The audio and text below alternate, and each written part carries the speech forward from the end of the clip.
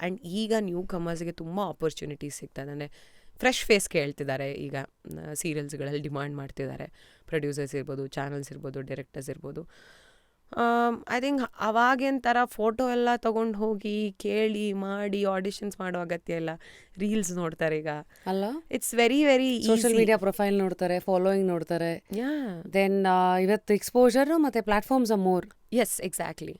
But ನಾನು ಅನ್ನೋದು, if you are extremely talented, ಸುಮ್ಮನೆ ಕ್ರಿಂಜ್ ವಿಡಿಯೋಗಳನ್ನ ಮಾಡಬೇಡಿ. ನಿಮ್ಮ ಟ್ಯಾಲೆಂಟ್ನ ಆ್ಯಕ್ಚುಲಿ ಹೊರಗೆ ಹಾಕಿ.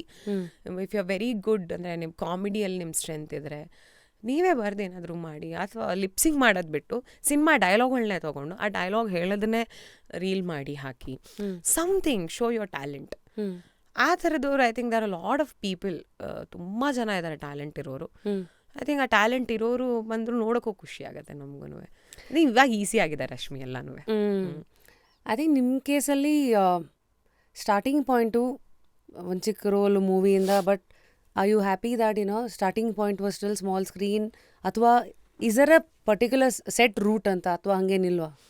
ಇಲ್ಲ, I think if I look back ನನಗೆ ಆ ಥರದ್ದು ಏನೂ ಅನ್ಸಲ್ಲ. ಐ ಥಿಂಕ್ ಆ ಜರ್ನಿ ಕರ್ಕೊಂಡು ಬಂದಿದೆ ನನ್ನನ್ನು. And happy wherever I am today. Obviously ನಾನು ಆರ್ಟಿಸ್ಟ್ ಆಗಿ ಬಂದಿರೋದ್ರಿಂದ ಇವತ್ತು ಆ್ಯಂಕರ್, ನೀವು ಆ್ಯಂಕರಿಂಗ್ ಚೆನ್ನಾಗಿ ಮಾಡ್ತಾರೆ, ಆ್ಯಕ್ಟಿಂಗ್ ಮಾಡಬೇಕಲ್ಲ, I miss those days. Because ನನ್ನಲ್ಲಿ ಅದೇ ಇರೋದು. ನಾನೊಬ್ಳು ಕಲಾವಿದೆ. ಆಮೇಲೆ ನಂದು ಸೆಕೆಂಡ್ ಪ್ರೊಫೆಷನ್ ಬಂದು ಆ್ಯಂಕರಿಂಗ್. ಆ ಒಂದು ಸಣ್ಣ ನೋವು ನನಗಿದೆ, ಅಯ್ಯೋ ಆ್ಯಕ್ಟಿಂಗಲ್ಲಿ ಏನೂ ಆಗಲಿಲ್ಲ. ಸೀರಿಯಲ್ ಇವಾಗಲೂ ಕೇಳ್ತಾರೆ ನನಗೆ, but somewhere I'm not okay. ಅಂದರೆ 4 ಸೀರಿಯಲ್ಗಳು ಮಾಡಿದೆ, ಬಟ್ ಟಚ್ವುಡ್ ಇವತ್ತಿಗೂ ಅಣ್ಣ ತಂಗಿ ಕ್ಯಾರೆಕ್ಟ್ರು ನೆನ್ಪಿಟ್ಕೊಂಡಿದ್ದಾರೆ ಜನ. ಐ ಡೋಂಟ್ ನೋ, ಅಂದರೆ ಅಕ್ಕ ಅಂತ ಕರೀತಾರೆ, ಇಲ್ಲ ಅಂತ ಹೇಳಲ್ಲ. ಅಕ್ಕ ವಾಸ್ ಲೈಕ್ ನಂಗೆ ಮೇಜರ್ ಎಕ್ಸ್ಪೋಷರ್ ಕೊಟ್ಟಂಥ ಒಂದು ಪಾತ್ರ, 2 ಪಾತ್ರ ಮಾಡಿದ್ದು ನಾನು. ಆ್ಯಂಡ್ ಡಬಲ್ ಆ್ಯಕ್ಟಿಂಗ್ 1015 ಎಪಿಸೋಡ್ಸ್ ಟೆಲಿವಿಷನಲ್ಲಿ ಮಾಡಿದ್ದು first serial. And I think ಅದು ಮಾಡಿಕೊಟ್ಟಿದ್ದು ಆ ಪ್ರೊಡಕ್ಷನ್ ಹೌಸು. ಚೆನ್ನಾಗಿ ಬರೆದ್ರು ಕಥೆಗಳನ್ನ, ಅಷ್ಟು ಚೆನ್ನಾಗಾಯಿತು. ಬಟ್ ಇವತ್ತಿಗೂ ನೀವು ಮೀನಾ ಕ್ಯಾರೆಕ್ಟರ್ ಮಾಡಿದ್ವಿಲ್ಲ ಅಂತ ಅಂತಾರೆ, ಅಥವಾ ಹಳ್ಳಿ ದುನಿಯಾ ಮಾಡಿದ್ರಿ ಅಂತಲ್ಲ ಅಂತಾರೆ. ಅದೆಲ್ಲ ನೋಡಿದಾಗ ಖುಷಿಯಾಗತ್ತೆ. ಅಂದರೆ ಕೆಲವೊಬ್ಬರಿಗೆ ಒಂದೊಂದೇ ಕ್ಯಾರೆಕ್ಟರ್ ರಿಜಿಸ್ಟರ್ ಆಗಿಬಿಡುತ್ತೆ, ಹಿಂದೆ ಮಾಡಿದ್ದೆಲ್ಲ ಪಾಪ ಮರ್ತೋಗ್ಬಿಟ್ಟಿರತ್ತೆ. ನಂದು ಟಚ್ವುಡ್ ಅವಾಗಿಂದನೂ ನೆನ್ಪಿಟ್ಕೊಂಡಿದ್ದಾರೆ. ಬಟ್ ಸಮ್ವೇರ್ ಸಿನಿಮಾ ಕಡೆಗೆ ಬರೋ ಒಲ್ವೇನು ನನಗಿರಲಿಲ್ಲ. ನಾನು ಹೇಳೋದಲ್ಲ, ಒಂದು ಕಾಲಿಂಗ್ ಸಿನಿಮಾಗೆ ಬಂದಿದ್ದೆ. ಆಮೇಲೆ okay, this is not my cup of tea. ಈ ಥರದ್ದೆಲ್ಲ ಕೇಳ್ತಾರೆ ಅವರು, ಅವ್ರನ್ನ ಮೀಟ್ ಮಾಡ್ಬೇಕು, ಇವ್ರನ್ನ ಮೀಟ್ ಮಾಡ್ಬೇಕಂತ ಅಂತಾರೆ. ಒಂದು ಸಟಲ್ ವರ್ಡ್, ಸ್ವಲ್ಪ ಅಡ್ಜಸ್ಟ್ಮೆಂಟ್ ಮಾಡ್ಕೋಬೇಕು, ಎಲ್ಲದಕ್ಕೂ ರೆಡಿ ಇರಬೇಕು ಅನ್ನೋದಲ್ಲ. So casting couch then was like a given thing. Dude ಇದೆ, ಬೇಕಾ ಇರಲ್ಲ ಹೋಗು. But after me too moment ಎಲ್ಲ ಬಂದಾಗ ಅದೊಂಥರ ಬೇರೆ ಭಯಗಳನ್ನು ಒಂದಿದೆ, ಸುಮ್ಮನೆ ಆಟಾಡ್ದಂಗಲ್ಲ, ನಾಳೆ ಅದೇ ಬಂದು ನಿಮ್ಮನ್ನು ಚುಚ್ಚತ್ತೆ ಅನ್ನೋದು ಒಂದಿದಾಯಿತು. How comfortable are you exposing ಈ ಕಾಸ್ಟಿಂಗ್ ಕೌಚಲ್ಲಿರೋ ರಿಯಾಲಿಟೀಸು? ಇವತ್ತಿಗೂ ಇದೆಯಾ, ಉಳ್ಕೊಂಡಿದೆಯಾ?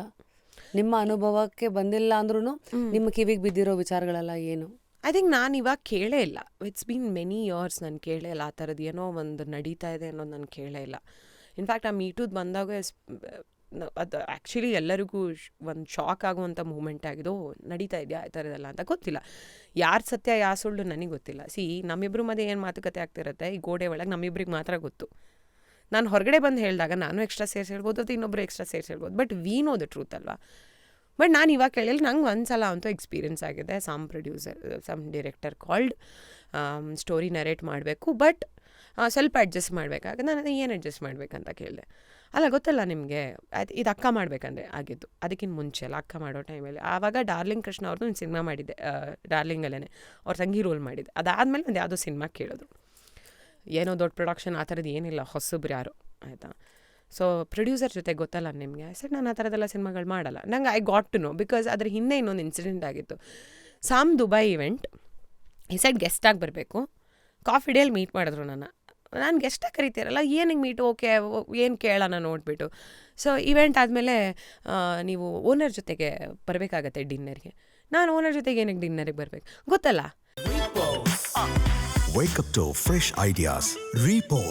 ಇದಕ್ಕಿಂತ ಎಕ್ಸ್ಟ್ರಾ ಮನಿ ಕೊಡ್ತಾರೆ. ಡಿನ್ನರ್ಗೆ ಹೋಗೋದಕ್ಕೆ ಏನಕ್ಕೆ ಎಕ್ಸ್ಟ್ರಾ ಮನಿ ಕೊಡ್ತಾರೆ? ಎಷ್ಟು ಜನ ಮಾಡ್ತಾರೆ ನಿಮಗೆ ಗೊತ್ತಿಲ್ಲ. ಆ್ಯಂಡ್ ಈ gave me couple of names which is very bad.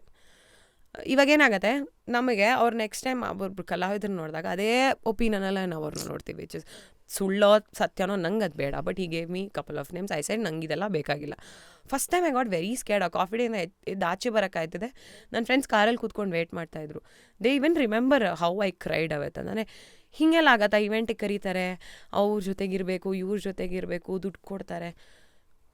Y ಕಲಾವಿದ್ರನ್ನೇ ಯಾಕೆ ಹಂಗೆ ಕರೆದು ಅಂದರೆ ಕೇಳ್ತಾರೆ ಅಂತ. Easily accessible. ಕೆಲವು ಸತಿ ಆಚೆಯಿಂದ ಹೇಳೋ ಮಾತುಗಳಿಗೂ ಕೆಲವು ಸತಿ ಈ ಥರ ಆಗೋ ಇನ್ಸಿಡೆಂಟ್ಸ್ಗಳು ಹಂಗೆ ಭಯ ಪಡ್ಸತ್ತಲ್ವಾ. ಹೆಂಗೆ ಈ ಥರ ಇಂಡಸ್ಟ್ರಿನ ಹೆಣ್ಮಕ್ಳಿಗೆ ಪ್ರೊಫೆಷನ್ ಆಗಿ ನೋಡೋಕ್ಕೆ ಸಾಧ್ಯ ಆಗುತ್ತೆ. ಎಕ್ಸಾಕ್ಟ್ಲಿ. ಐ ಥಿಂಕ್ ನಿಮಗೆ ಧೈರ್ಯ ಇದ್ರೆ ಸಾಕು. ನನಗೆ 2 years ಬ್ಯಾಕ್ ಒಬ್ಬರು ಯಾರೋ ಹೇರ್ ಡ್ರೆಸ್ಸರ್ ಅಂತ ಅನ್ಕೊಂಡು ಕಾಲ್ ಮಾಡಿದ್ರು. You need to stand for yourself. ಮೈಸೂರಿಂದ. ಶಿ ಸೆಡ್ ಒಬ್ಬರು ಹಿಂಗೆ ಯಾರೋ ನಿಮ್ಮನ್ನು ಕೇಳ್ತಿದ್ದಾರೆ, ಇಷ್ಟು ಕೊಡ್ತಾರಂತೆ. She when texted me. ನಾನು ನನ್ನ ಫ್ರೆಂಡಿಗೆ ಕಳಿಸ್ಬಿಟ್ಟು ಟ್ರ್ಯಾಕ್ ಮಾಡ್ಬೇಕು ಎಲ್ಲಿರೋದು. And she was from Mysuru. I called her back, said if you don't stop this thing, ನಾನು ನನ್ನ ಫ್ರೆಂಡ್ಸ್ನೆಲ್ಲ ಕಳಿಸ್ತೀನಿ. ಮೈಸೂರಲ್ಲಿ ನಂಗೆ ಎಷ್ಟೊಂದು ಜನ ಗೊತ್ತಿದ್ದಾರೆ, ನಾನು ಕಳಿಸ್ತೀನಿ ಅಂತ ಅವರೆಲ್ಲ ಫೋನ್ ಮಾಡಿ ಬೈದು ಎಲ್ಲ ಆದಮೇಲೆ I when recorded our conversation. Because ನನಗೆ ಗೊತ್ತಾಯಿತು the way she started that conversation ನಂಗೆ ಗೊತ್ತಾಗೋಯ್ತು. ಬಟ್ ಆಬ್ವಿಯಸ್ಲಿ ನೀವು ಹೇಳೋ ಧೈರ್ಯ ಇರಬೇಕು. ಅದು ಕೆಲವ್ರಿಗೆ, ನನಗೂ ಫಸ್ಟ್ ಟೈಮ್ ಆದಾಗ ಗಾಬರಿ ಆಯಿತು. ಸೆಕೆಂಡ್ ಟೈಮ್ ಆದಾಗ ಓಕೆ ಇದು ಹಿಂಗೆ ಇರೋದು, ಅಟ್ಲೀಸ್ಟ್ ನಾನು ಹೇಳ್ತೀನಿ, ಆಗಲ್ಲ ಅಷ್ಟೇ, ಬೇಕಾ ಬೇರೆಯವ್ರ ಹತ್ರ ಹೋಗಿ. ಅವರು ಮಾತಾಡುವಾಗ ಏನು ಗೊತ್ತಾ, ಅವ್ರು ಮಾಡ್ತಾರೆ ಇವ್ರು ಮಾಡ್ತಾರೆ. ವೈ ಡು ಟೆಲ್ ಮಿ ಅವ್ರು ಮಾಡ್ತಾರೆ ಇವ್ರು ಮಾಡ್ತಾರೆ? ಪಾಪ ಆ ವ್ಯಕ್ತಿಗಳನ್ನೂ ತರಬೇಡಿ, ಅವ್ರು ಮಾಡಿರ್ತಾರೋ ಇಲ್ಲೋ ಗೊತ್ತಿಲ್ಲ, ಸುಮ್ಮನೆ ಯಾರ್ಯಾರ್ದೋ ಹೆಸರುಗಳನ್ನ ತರೋದು. ಆ್ಯಂಡ್ ದೇ ಥಿಂಕ್ ದಟ್ ನಾವು ಇಲ್ಲಿರೋರು ಇದಕ್ಕೆ ಅಂತಲೇ we are ready for everything. ಆ ಥರ ನೋಡೋರು ಇದ್ದಾರೆ. Probably I think they should stop doing it. ಯಾರೇ ಆಗಿರಲಿ, ಇಂಡಸ್ಟ್ರಿ ಹೊರಗಿರೋರು ಆಗಿರ್ಬೋದು, ಕೆಲವೊಬ್ರು they want to meters are ಈ ಥರದ್ದೆಲ್ಲ ಥಾಟ್ ಇರೋರು.